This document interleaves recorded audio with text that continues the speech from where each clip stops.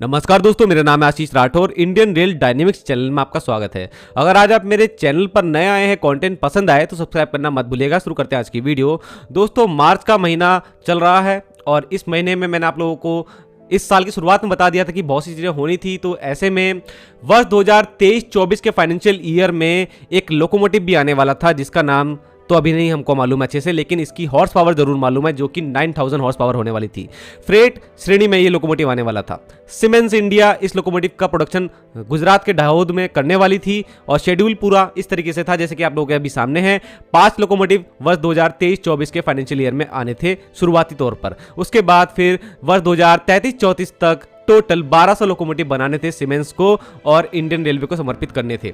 तो दोस्तों, ये लोकोमोटिव जो है, अब इसके स्टेटस के बारे में आपको बता देता हूं कि क्या चल रहा है। अभी हाल ही में 13 मार्च को अश्विनी वैष्णव सर जब पहुंचे हैं गुजरात के दाहोद में, तो वो ये देखने गए थे कि 2022 में जो प्रधानमंत्री नरेंद्र मोदी जी ने शिलान्यास किया था दाहोद वर्कशॉप का, कि यहाँ पर वर्ल्ड क्लास फैसिलिटी के साथ में एक लोकोमोटिव देखने को मिलेंगे। अब ये बात पक्की हो गई है।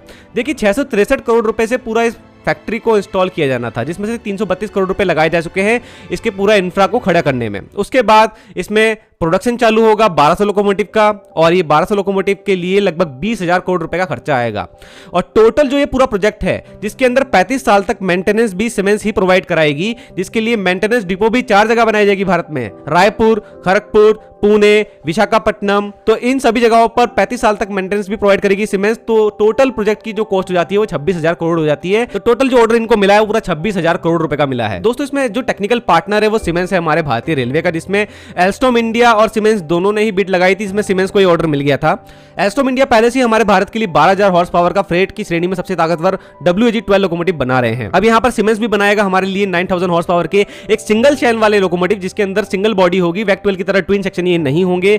ऐसा ही लोकोमोटिव हमारे देश की प्रोडक्शन यूनिट CLW ने भी डेवलप किया था with the help of BHEL, siemens and Medha servo drives के जो प्रोपल्शन सिस्टम है उनको यूज करके, जिसमें एक ट्रांसफार्मर और ट्रैक्शन कंपोनेंट होते हैं, उनकी कैपेसिटी को इतना बढ़ाया गया था कि एक सिंगल चैन के WAG-9 लोकोमोटिव के अंदर ही इतनी ताकत दे दी जाए कि वो 9000 हॉर्स पावर का हो जाए। उसके लिए लोकोमोटिव के साइज को बढ़ाया ना जाए। तो इसमें कामयाबी मिल चुकी थी। तो सीमेंस को ही फिर ये ऑर्डर मिल रहा है, क्योंकि सीमेंस अगर इस लोकोमोटिव WAG-9HH में प्रोवाइड करा चुका था प्रोपल्शन सिस्टम, तो सीमेंस को इसके लिए बहुत अच्छी एक्सपर्टीज भी है और अच्छा लोकोमोटिव वो बना करके लेकर भी आएंगे अपनी अच्छी IGBT टेक्नोलॉजी के साथ में, जिसके अंदर नॉइज भी कम होगी और लोको पायलट के लिए बहुत ज्यादा फ्रेंडली यहाँ पर एनवायरमेंट भी कैब के अंदर प्रोवाइड किया जाएगा, जहां तक मुझे लगता है। अब इस लोकोमोटिव को लाने का एम क्या है दोस्तों? 9000 हॉर्स पावर का ये लोकोमोटिव हमारे पुराने 6000 हॉर्स पावर के WAG-9 लोकोमोटिव से बहुत ज्यादा ताकतवर है। ये 4500 टन की मालगाड़ी को 75 kmph की और 100 kmph तक की स्पीड तक भी ले जा सकता है तेजी से WDFC में। और मैंने WDFC का नाम इसलिए लिया दोस्तों क्योंकि इसका फोकस WDFC में ज्यादा रहेगा, वेस्टर्न डेडिकेटेड फ्रेट कॉरिडोर, जो कि दादरी रेवाड़ी से होता हुआ सीधा महाराष्ट्र के JNPT पोर्ट तक जाएगा। EDFC के लिए स्पेशली WAG-12 बनाए गए थे, जो कोयले की और आयरन ओर की ढुलाई के लिए बहुत ज्यादा काम आने थे EDFC में। ऐसे ही ये लोकोमोटिव जो होंगे ये WDFC के लिए तैयार करे जा रहे हैं मेनली, और साथ में ही एडिशनल उन सेक्शंस के लिए जहां पर ग्रेडियंट ज्यादा होगा, ज्यादा ग्रेडेड वाले सेक्शन जहां पर ऊंचाई पर चढ़ना होता है। देखिए, WAG-12 की एक छोटी सी खामी ये है कि उसके अंदर बोबो प्लस बोबो अरेंजमेंट है व्हील्स का, मतलब इसमें 4 एक्सल पीछे और 4 एक्सल आगे होते हैं। टोटल 8 एक्सल से बना होता है हमारा WAG-12B। इस तरीके का कंपोजिशन जो होता है व्हील्स का, वो ज्यादा ऊंचाई वाले क्षेत्र में जब चढ़ने में थोड़ा सा प्रॉब्लम महसूस करता है। लेकिन जो WAG-9 का प्लेटफॉर्म है उसके अंदर कोको अरेंजमेंट रहता है, जिसमें 3 एक्सल पीछे होते हैं और 3 एक्सल आगे होते हैं। टोटल एक ही लोकोमोटिव के अंदर 6 एक्सल्स होते हैं।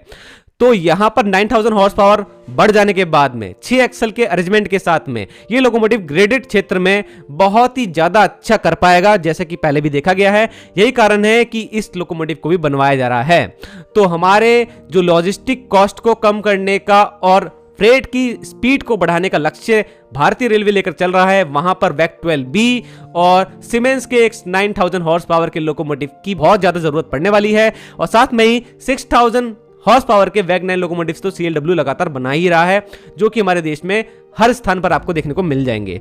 तो इस तरीके से हमारे प्रोडक्शन यूनिट्स काम करते रहे। आप लोगों को मैं सारी जानकारी देता रहूंगा कैसे क्या हो रहा है इस प्रोजेक्ट में। अब देखते हैं कब तक इस पूरी प्रोडक्शन यूनिट का फर्निशिंग का काम कंप्लीट होता है यहाँ पर, उसके बारे में आपको जानकारी मिलती रहेगी मेरे चैनल पर, इसलिए सब्सक्राइब कर लीजिएगा। आज के लिए इतना ही। वंदे मातरम, भारत माता की जय।